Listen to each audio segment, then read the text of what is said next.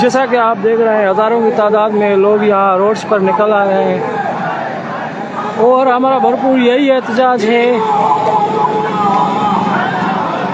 कि हमारे हकूक़ हमें दिए जाए।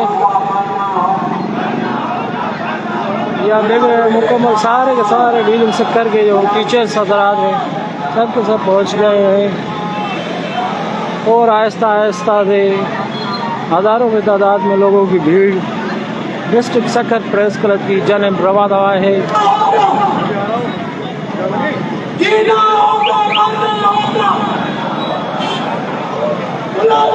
आप लोगों से ये गुजारिश है आप लोग भी आए, हमारी आवाज़ बने और अगर प्रेस क्लब तक नहीं आ सकते तो कम से कम सोशल मीडिया पर आवाज़ बने।